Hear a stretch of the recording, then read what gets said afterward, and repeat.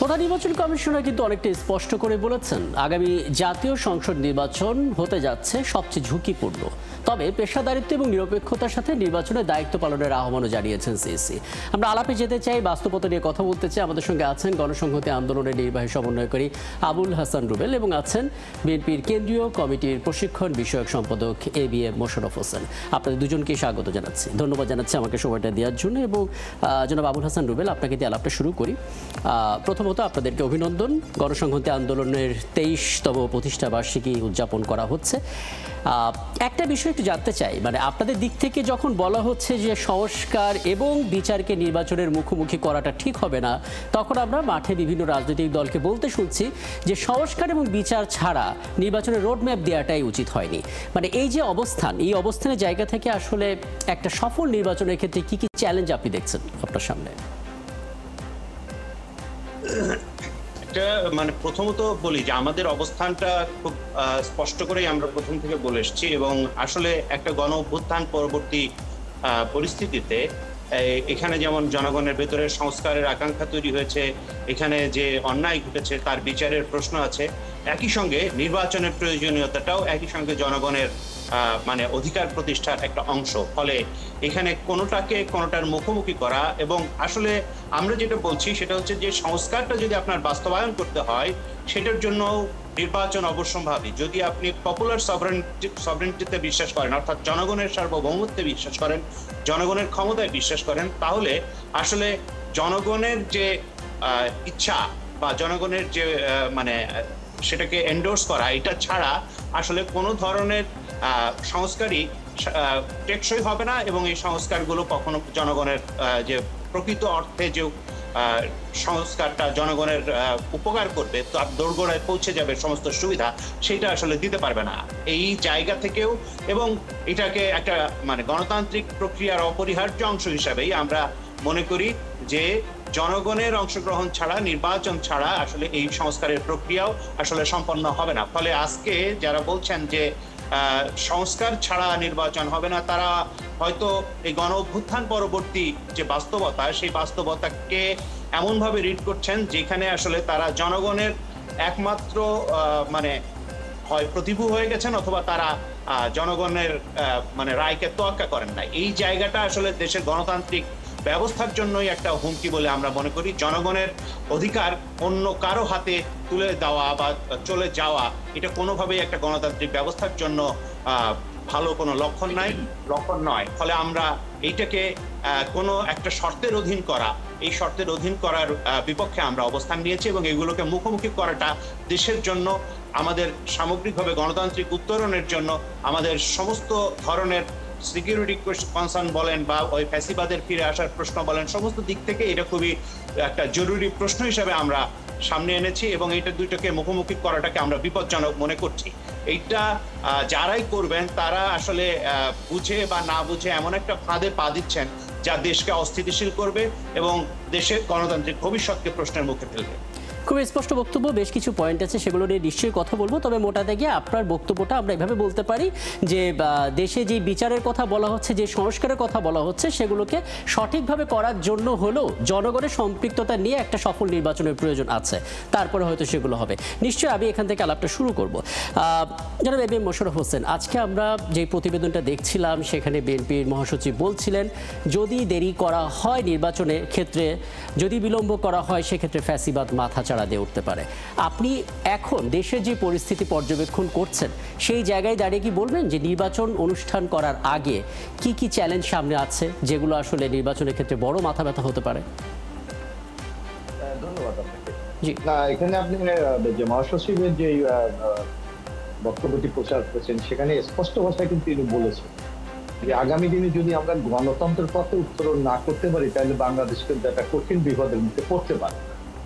ইতিমধ্যে আপনারা লক্ষ্য করছেন যে নানাভাবে যে পতিত ফ্যাসিস্ট, তারা কিন্তু আজকে বাংলাদেশকে নানাভাবে অস্থিতিশীল পরিস্থিতি তৈরি করার জন্য নানা চেষ্টা চালিয়ে যাচ্ছে। ইতিমধ্যে দেখেন যে অনলাইনে আপনি যদি প্রতিনিয়ত দেখেন, যেটা আমাদের সামাজিক যোগাযোগ মাধ্যম, সেখানে দেখেন নানা ধরনের প্রোপাগান্ডা তৈরি করে মানুষের মধ্যে কিন্তু একটা শঙ্কা বা আতঙ্ক সৃষ্টি করার একটা অপপ্রয়াস কিন্তু চালানো হচ্ছে। আর এখানে রুবেল ভাই সঠিকই বলেছে যে আজকে এই যে গণ অভ্যুত্থানের যে আকাঙ্ক্ষা, এই আকাঙ্ক্ষার মধ্যে আপনি লক্ষ্য করবেন যে ইতিমধ্যে আমরা দেখেছি যে আকাঙ্ক্ষার মধ্যে ইতিমধ্যে যে তিনটি বিষয়কে এখানে যে খুব হাইলাইট করা হচ্ছে, একটা হলো সংস্কার, বিচার এবং নির্বাচন। আমরা কি মনে করি এই তিনটি বিষয়ের মধ্যে পারস্পরিক সাংঘর্ষিক কোনো বিষয় আছে? না, এগুলো কিন্তু পাশাপাশি হাত ধরে চলতে পারে এবং ইতিমধ্যে সেইটা এই প্রক্রিয়া কিন্তু শুরু হয়েছে। আপনি দেখবেন ইতিমধ্যে ইন্টেরিয়াম গভর্নমেন্টের ঐক্যমত কমিশনের মাধ্যমে ইতিমধ্যে সংস্কারের মোটামুটি কিন্তু একটা রূপরেখা আমরা কিন্তু লক্ষ্য করছি। ইতিমধ্যে দেখেন যে দীর্ঘ 63 দিন আলোচনা হয়েছে, সেখানে মোটা দাগে যদি আমরা দেখি 20টি বিষয়ের মধ্যে 9টাতে সবাই মিলে ঐক্যমত হয়েছে সর্বসম্মতিক্রমে, 11টাতে নোট অফ ডিসেন্ট আছে। রাজনৈতিক দলগুলির মধ্যে মত পার্থক্য থাকবে, সেই মত পার্থক্যকে একটা জায়গায় নিয়ে এসে একটা বৃহত্তর স্বার্থে সিদ্ধান্ত নেওয়াটাই কিন্তু গণতন্ত্রের জন্য সবচেয়ে প্রয়োজনীয় বলে আমরা মনে করি এবং সেই কাজটা কিন্তু ঐক্যমত কমিশনে চলে গেছে। এবং আপনি দেখবেন এই যারা বলে সংস্কার, আজকে আমি মনে করি ঐক্যমত কমিশনের যে 9টি বিষয়ে সর্বসম্মতিক্রমে যে ঐক্যমত হয়েছে, সেটা কিন্তু আগামী দিনে বাংলাদেশে গণতন্ত্র উত্তরণের জন্য একটা বিরাট ইতিবাচক ভূমিকা পালন করতে। যেমন আপনি দেখেন একটা কেয়ারটেকার গভর্নমেন্ট, আজকে ক্ষমতার ব্যালেন্স, যে প্রধানমন্ত্রী, রাষ্ট্রপতি, সংসদের মধ্যে আর্টিকেল 70 সংশোধন, একটা আপার হাউস তৈরি এবং প্রধানমন্ত্রীর মেয়াদকাল, কিভাবে নির্বাচন কমিশন নিয়োগ হবে, কিভাবে প্রধান বিচারপতি নিয়োগ হবে, কিভাবে পুলিশ সংস্কার হবে, এগুলি কিন্তু একটা মৌলিক পরিবর্তন। এই পরিবর্তনের মধ্য দিয়েই কিন্তু আগামী দিনে বাংলাদেশের গণতন্ত্রের পথে আমাদের যাত্রা শুরু করতে হবে এবং সবার জন্য একটা কাঙ্ক্ষিত বাংলাদেশ আমাদের তৈরি করতে হবে। আর বিচারের কথা যদি আপনি দেখেন, ইতিমধ্যে আপনারা লক্ষ্য করবেন যে বিচার কিন্তু ইতিমধ্যে শুরু হয়েছে। আমরা দেখতে পাচ্ছি যে বেশ কয়েকটি বিচার, এখন বিচার যদি আপনি সম্পূর্ণ করতে হবে, এটা গ্রহণযোগ্যতার জন্য আপনাকে তথ্য উপাত্ত সঠিকভাবে উপস্থাপন করে কিন্তু আপনি অপরাধী হিসাবে আপনাকে চিহ্নিত করার চেষ্টা করতে হবে। কিন্তু জোর করে যদি আপনি বিচারটাকে সম্পূর্ণ করতে চান, তাহলে আমার মনে হয় যে এটা নিয়ে আগামী দিনে প্রশ্ন উঠতে পারে এবং আমি মনে করি সেটা খুব ভালোভাবে একদম স্পষ্ট। নির্বাচন তো সবার একটা কাঙ্ক্ষিত। আমি এই জায়গা থেকে আবারও আসবো এবং বেশ কিছু পয়েন্ট আছে যেগুলো আসলে নির্বাচনের ক্ষেত্রে কতটা বাধা হতে পারে সেটাও একটু বোঝার চেষ্টা করবো। জনাব আবুল হাসান রুবেল, একটু দেখবেন, মানে আমরা দেখতে পাচ্ছি প্রতিটা দিন যেন এক একটা ট্র্যাজেডি হচ্ছে। হঠাৎ করে কোনো একটা দাবি নিয়ে মাঠে নামছে, সেটা শিক্ষার্থী হতে পারে, সেটা পেশাজীবী হতে পারে, এবং সেই আন্দোলন দানা বাঁধছে, তারপর সেটা আলটিমেটামে গিয়ে ঠেকছে। মানে এটা একটার পর একটা সিরিজ ভাবে আমরা হতে দেখছি। এই যদি বাস্তবতা চলতে থাকে এবং আমাদের তো ফেব্রুয়ারিতে নির্বাচনের কথা আমরা বলছি, সেটা আসলে নতুন করে শঙ্কার মধ্যে, চ্যালেঞ্জের মধ্যে ফেলবে কিনা? ধন্যবাদ আপনাকে। মানে আমরা দেখছি যে আসলে একটা বাস্তবতা হচ্ছে যে যেহেতু বহু বছর ধরে বাংলাদেশে একটা ফ্যাসিবাদী শাসন ছিল, সেখানে জনগণের বিভিন্ন দাবি দাওয়াকে নানাভাবে উপেক্ষা করা হয়েছে, ফলে নানান ধরনের দাবি দেওয়া অনেকদিন ধরে তাদের জমে আছে। সেই জায়গা থেকে বেশ কিছু হয়তো দাবি দেওয়ার আন্দোলন আপনারা দেখছেন। আবার কোনো ক্ষেত্রে আপনাদের কাছে মানে এটাও দেখবেন যে দেখা যাবে যে একেবারে অযৌক্তিক দাবি দেওয়া নিয়েও অনেকেই রাস্তায় নেমে পড়ছেন। ফলে দুইটাই আছে। এখন এক একটা দাবি দেওয়ার আসলে মেরিট বিবেচনা করতে হবে যে এইগুলোর আসলে মেরিট কি, সেগুলোর ভিত্তিতেই আসলে মানে এই আন্দোলনগুলোকে বিবেচনা করতে হবে। একটা হচ্ছে এটা। অন্যদিকে এইটা একটা গণতান্ত্রিক পথ যদি না থাকে, যদি আপনি দাবি দেওয়া পেশের একটা গণতান্ত্রিক পথ তৈরি না হয়, এখানে দাবি দেওয়াগুলোকে আলাপ আলোচনার ভেতর দিয়ে মীমাংসার জায়গা তৈরি না করা হয়, সমস্ত ক্ষেত্রে একটা প্রেশার তৈরি করা এমন ভাবে যেটা আসলে এক ধরনের মানে ক্রাউডের মব সৃষ্টি করার মাধ্যমে প্রেশার তৈরি করাকেই এইটাকে হাতিয়ার মনে করা হয়, সেটা আসলে দেশের সামগ্রিকভাবে ভবিষ্যতের জন্য খুব বেশি ভালো হবে না। একটা হচ্ছে আপনি শান্তিপূর্ণভাবে আন্দোলন করছেন, এই আন্দোলনের ভেতর দিয়ে রাষ্ট্র আপনার সঙ্গে একটা সংলাপ করবে, সেই সংলাপ আলাপ আলোচনার ভেতর দিয়ে আপনার একটা দাবি দেওয়া পূরণ হবে, এটা হচ্ছে একটা গণতান্ত্রিক পথ। অন্যদিকে আপনি বাধ্য করার জন্য এমন পন্থা নিচ্ছেন যে পন্থাগুলো আসলে যদি আপনার এই আলাপ আলোচনা এবং সমস্ত জায়গা, এই পরামর্শের জায়গাটা ওপেন থাকা সত্ত্বেও যদি এইটা পথ হিসাবে আপনি বেছে নেন, তাহলে বুঝতে হবে যে আপনি আসলে সমাজে অস্থিরতা সৃষ্টি করতে চাচ্ছেন। ফলে দুইয়ের ভেতরে একটা পার্থক্য করতে হবে এবং যারা মানে শান্তিপূর্ণভাবে দাবি দেওয়া জানাচ্ছেন তাদের বিষয়ে যদি সরকারের দেখা যায় যে তারা এই বিষয়কে গুরুত্ব দিচ্ছেন এবং তাদের সাথে আলাপ আলোচনার মাধ্যমে সমস্যার সমাধানের দিকে এগিয়ে যাচ্ছেন, তখন সকলেই এই শান্তিপূর্ণ পথের দিকেই অগ্রসর হবে। আর যদি সরকার এই তাদের উপরে এই ধরনের একটা প্রায় সহিংস পরিস্থিতি সৃষ্টি করা হয়, এরকম জিনিসকেই শুধু গুরুত্ব দেন, তখন লোকজন মনে করবে বা জনগণ মনে করবে যে এটাই হচ্ছে। হ্যাঁ, দুটো চমৎকার পয়েন্ট বলেছে যে দাবি আসলে দীর্ঘদিন ধরে হয়তো ছিল, তারা সেই দাবির কথা তুলতে পারেনি, যে কারণে সেই দাবি চাওয়ার একটা সুযোগ তারা নিচ্ছে, কিন্তু সেই দাবির ভিতরে যৌক্তিকতা কতখানি সেটা নির্ণয়টা কিভাবে হবে? মানে এখন যদি সরকারের পক্ষ থেকে একবারও মুখ দিয়ে উচ্চারণ করা হয় যে তোমাদের দাবিগুলো অযৌক্তিক, পরিবেশ তো উল্টো দিকে মোড় নিবে, যে কারণে আসলে আমরা বুঝতে পারছি না যে পুরো পরিস্থিতি কিভাবে নিয়ন্ত্রণ করা যাবে। আমি এই জায়গাতে একটু জনাব এম এ মোশাররফ, আপনার অভিজ্ঞতার একটু জানা প্রয়োজন। ধরুন যেই আন্দোলন হচ্ছে সেই আন্দোলনের মধ্যে যৌক্তিকতা যদি অভাব থাকে, আমরা দেখি সেটাকে মবের মাধ্যমে জাস্টিফাই করার একটা চেষ্টা করা হয়। মানে এটা তো হচ্ছে মব সংস্কৃতি থামানোর উপায়টা কি? কারণ এটাকে নির্বাচনের জন্য দ্বিতীয় মাথা ব্যথা বলা হচ্ছে, প্রথমটা গুজব, দ্বিতীয়টা মব। কি বলবেন? না, আপনি একটা সঠিক বিষয় উপস্থাপন করেছেন যে এই মব কালচার, এটা কিন্তু আমরা প্রথম থেকে দেখেছি ইন্টিরিয়াম গভর্নমেন্ট কিন্তু এটা অনেকটা ওভারলুক করেছে অথবা এটাকে উৎসাহিত করেছে, যার একটা সর্বশেষ পরিণতিটা আমরা লক্ষ্য করছি যে কোনো বিষয় এখন একটা মব সৃষ্টির অপচেষ্টা চালাচ্ছে। অনেকে মনে করছে, কিছু মনে করছে যদি আমরা মব সৃষ্টি করতে পারি, একটা অযৌক্তিক প্রেশার করতে পারি, তাহলে সরকার হয়তো তাদের দাবি দেওয়া মেনে নেবে। এইটা আমার মনে হয় এই কালচারটা কোনোভাবে সমর্থন করা যায় না। বরং যদি কারো কোনো যৌক্তিক দাবি দেওয়া থাকে, সরকারের পক্ষ থেকে সুস্পষ্ট ভাষায় বলা উচিত। কারণ আপনি জানেন যে দীর্ঘ 15টি বছর বিগত সরকার আমাদের অর্থনৈতিক খাতটাকে এমন ভাবে পঙ্গু করে দিয়েছে যে একটা রাষ্ট্র ইচ্ছা করলেও কিন্তু আগের মতো ঘুরে দাঁড়াতে পারছে না। এখানে আপনি দেখেন ব্যাংকগুলি আমাদের তারুণ্য সরকারের নানা ক্ষেত্রে নানা সংকট সরকার অতিক্রম করে কিন্তু এই ইন্টিরিয়াম গভর্নমেন্ট এগিয়ে যাচ্ছে। সুতরাং সকল দাবি যদি যৌক্তিকও হয়, সেই দাবিগুলো কিন্তু অনেক ক্ষেত্রে বাস্তবায়ন আর্থিক কারণে কিন্তু আমাদের জন্য সত্যি একটি দুর্বিষহ কারণ হয়ে যাচ্ছে।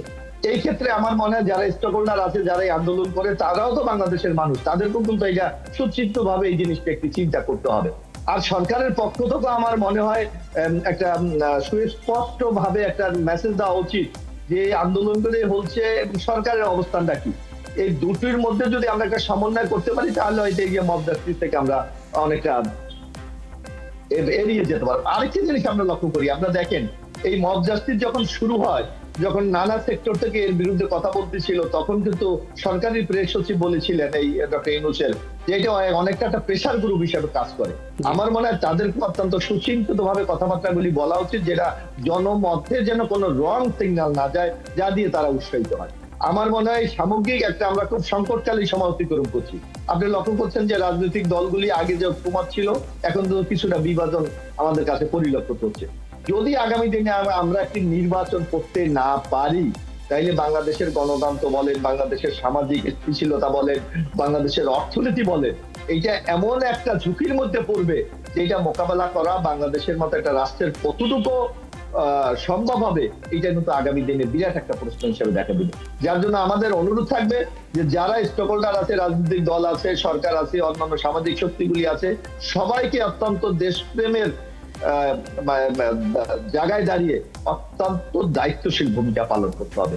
আর যদি আগামী দিনে আমরা একটা নির্বাচন, হ্যাঁ, আমি আপনার এইটুকুতে এসে থামাই, কারণ আর একটা ছোট পয়েন্ট আছে, আমি এখানে একটু জনাব আবুল হাসান রুবেল আপনার দৃষ্টি আকর্ষণ করতে চাই। আমরা দেখতে পাচ্ছি যে ফেসবুক স্ক্রল করলে এখন অনেকেই নানামুখী মতামত দিচ্ছেন, এবং সেখানে একটা বড় অংশেরই কিন্তু এই শঙ্কাটা আছে যে মধ্যম আর উদারপন্থী যে রাজনীতি, সেটাকে হটিয়ে একটা চরমপন্থা রাজনীতি প্রতিষ্ঠার ষড়যন্ত্র চলছে, যে কথাটা আজকে বিএনপির মহাসচিব তার বক্তব্যে ওটা বলেছেন।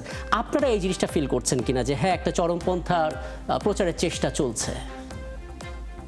হ্যাঁ, আমরা এটা বোধ করছি, এবং রাজনীতিতে ধরেন এইটা নানা ধরনের লক্ষণ দেখা যাচ্ছে। এই লক্ষণগুলোর ভেতরে একটা হচ্ছে যে ধরেন এই যে মব কালচার, এটা তৈরি হওয়া, এবং এটার ভেতর দিয়ে আসলে এইগুলো আসলে কি করে যে একটা মানে এই যে পার্লামেন্টারি ডেমোক্রেসি বা একটা ডেমোক্রেটিক পদ্ধতিতে যখন আসলে একটা রাষ্ট্র চলে, তখন আসলে তার কাছে এই যে আলাপ আলোচনা, পরস্পরের সাথে সমঝোতা, এই জায়গাগুলোর ভেতর দিয়ে একটা মানে রাষ্ট্র চলে, এই জায়গাগুলোকে অকার্যকর করে ফেলা হয়। এবং নানা ধরনের এই যে আপনি ফেসবুকের কথা বললেন বা নানা ধরনের সোশ্যাল মিডিয়া, এই সোশ্যাল মিডিয়াগুলো কিন্তু আসলে এক ধরনের ডিভাইডেশনকে সবসময় উস্কে দেয়, এবং সবকিছুরই সব জায়গারই যেহেতু কিছু কিছু দর্শক আছেন, সব জায়গারই যেহেতু কিছু কিছু মানে ওইখানে আপনি যেটা লাইক বা অন্যান্য চিহ্ন দিয়ে বোঝানো যায় সেটা পান, ফলে সবাই মনে করেন যে আচ্ছা এখানে এমন কিছু করা দরকার যেটা চমক জায়গা নিয়ে, যেটা আসলে এই চমক জায়গা নিয়ে জিনিসটা বেশিরভাগই কয়েকটা